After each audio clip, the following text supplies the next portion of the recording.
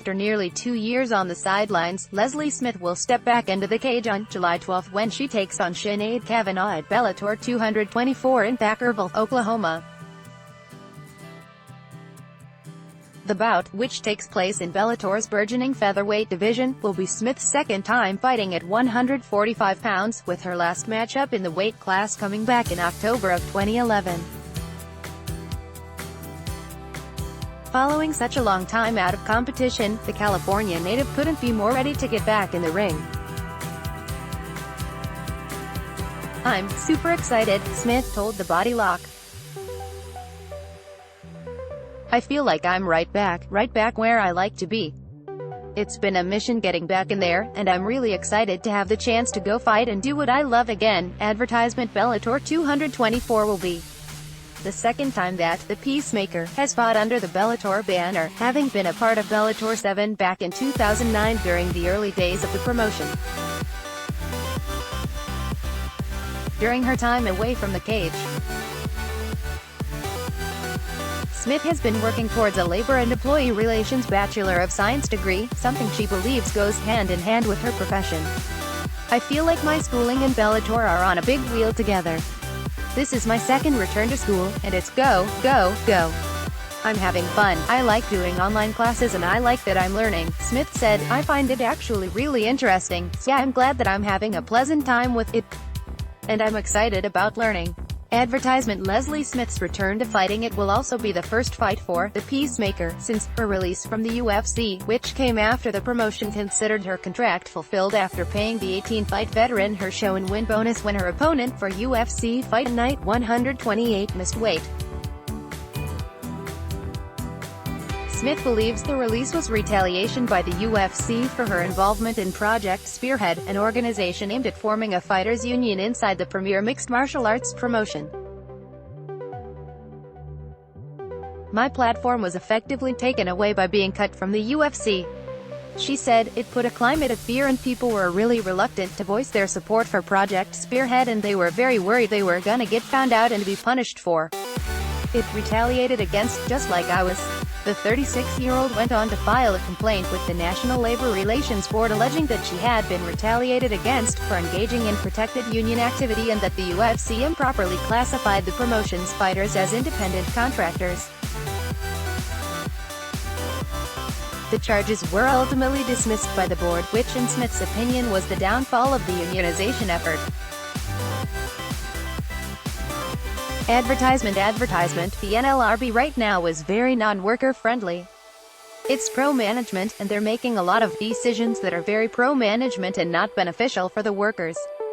She said, "The results that we got were not encouraging for people to stand up for their rights right now, so while the idea of Project Spearhead is to educate and to help establish whether or not the UFC fighters are independent contractors or employees, I don't have time right now to be sitting around and tweeting to everybody, and I also don't have the platform because I haven't fought in almost 2 years. It's different over at Bellator. While the Peacemaker fought hard to get athletes classified as employees in the UFC, she doesn't feel the same need to do so in Bellator because she feels the promotion treats fighters more like independent contractors.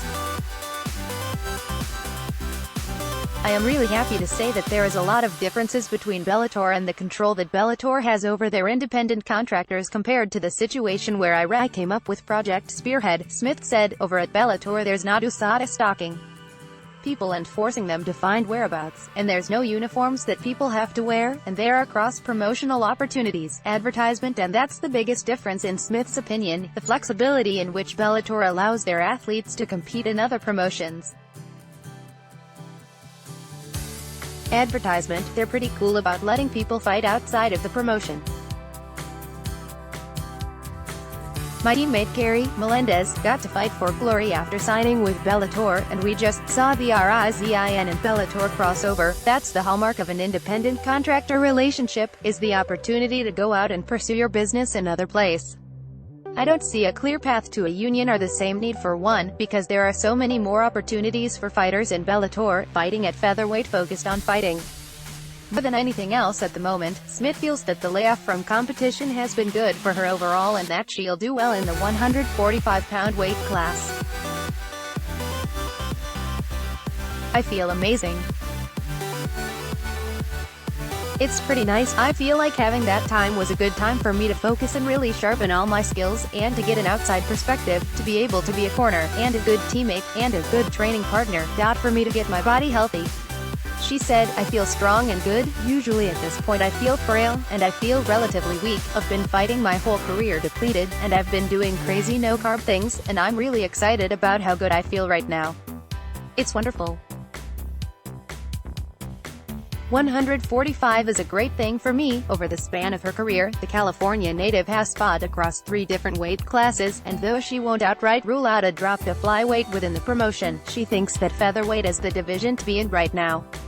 I've always just kind of been chasing the action. In Bellator, that's where the excitement is, that's where they have Julia Budd. I'm excited she's gonna be headlining the card. I'm definitely looking to wrap up my fight, shower up and change, then head right back out to the front row so I can get a good view of whoever is gonna be my next opponent. Chasing the title with Budd defending the women's 145 pounds belt at Bellator 224, Smythe could easily thrust herself into the featherweight title picture with a standout performance, and that's something she's counting on. That's what is driving me forward right now, is the idea that I have gone through a whole lot, and I've gone through this layout, and I've gone through some pretty high highs in these past 2 years and some pretty low lows, but this feels like it's the culmination of my hard work. Smith said, I think that's what every single MMA fighter sets out to do, is to become champion, and it's been a curvy up and down road, but I think I'm finally seeing that goal realized. Before she gets a title fight, however, she'll need to get through Sinead Kavanagh. The Irish veteran has had her struggles as of late, going 2-3 in her last 5 outings, and the Peacemaker isn't worried about her opponent as much as herself. I know that she brings a boxing pedigree to the table, and that's exciting. It's probably gonna be a battle between my ego. My ego is probably going to be like box to boxer, but yeah, no, says Smith, I definitely have a game plan and what I want to do, and it involves the fact that I am a much more dynamic fighter with a lot more MMA experience, and that I have a lot more tools in my tool bag that I want to use, ready to put on an electrifying performance come July 12th. There's no denying that the past few years have been a roller coaster for Smith. While happy with her new promotional home and excited to fight again, she still advocates for fighters' rights and has come out in support of Democratic presidential candidate Andrew Yang, a staunch advocate of extending the Alley Act to cover MMA fighters. Though she isn't looking to get into politics herself anytime soon, Smith is passionate about furthering her education on the issues and is enjoying the process, even if things don't turn out the way she'd always like them to. I'm not so bummed about Project Spearhead as I used to be because I'm learning a whole lot right now, she said. I feel a lot better about what I can admit was a failure to start a union inside the UFC, because I understand that these things do take time and it's a process, and I'm having a lot of fun learning about the processes, and maybe I will get something in the future, political or otherwise, but none of that's gonna happen unless I keep my nose to the grindstone right now, and keep on fighting and winning, and keep on studying and do what I need to do. Advertisement. Let's block ads. Why?